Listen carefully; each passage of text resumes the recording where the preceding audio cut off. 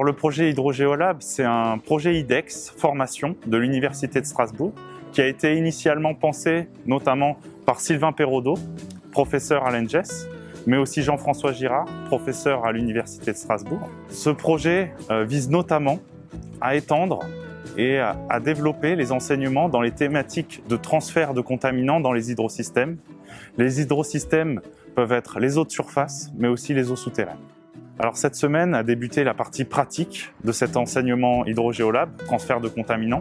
Et la nouveauté cette année, c'est de pouvoir mixer différents étudiants provenant de cursus différents, et notamment des élèves de l'IUT Génie de l'environnement de Schiltigheim, des élèves du Master Environnement de l'Université de Strasbourg, mais aussi des élèves ingénieurs de l'ENGES. Et donc, ils ont débuté cette semaine par une première séance de design d'échantillonnage, de prélèvement. Nous nous sommes retrouvés à l'ENGES pour une session de préparation de cette sortie à Rouffach, où les étudiants ont réfléchi à leurs problématiques, aux problématiques que l'on pouvait avoir de transfert des contaminants dans un milieu viticole. Et ils ont aussi travaillé en groupe et proposé une stratégie d'échantillonnage. Quels échantillons ils voulaient prélever, des échantillons de sol, d'eau, à quel endroit, etc.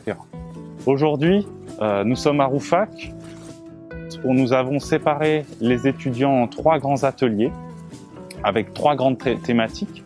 Le premier atelier, qui a été mené par Sylvain Perraudot, se situe au niveau des parcelles, où ils ont fait des prélèvements de sol dans les parcelles viticoles.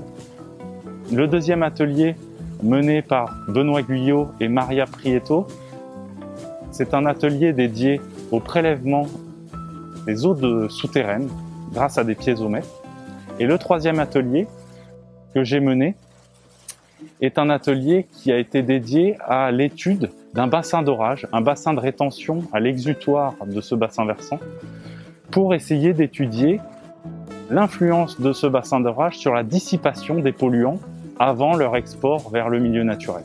La dernière partie de cette session pratique s'effectuera demain et après-demain au laboratoire, où ils vont ramener les échantillons prélevés aujourd'hui de sol, d'eau, et où ils vont les traiter et les analyser au laboratoire, aussi bien au laboratoire du LIGES, donc de géochimie de Strasbourg, et aussi au laboratoire de l'IUT de Schiltigheim. Ils vont mesurer les concentrations en pesticides organiques de synthèse et aussi en cuivre et en métaux, puisque le cuivre est aussi un élément qui est appliqué dans la vigne grâce à ses propriétés antifongiques.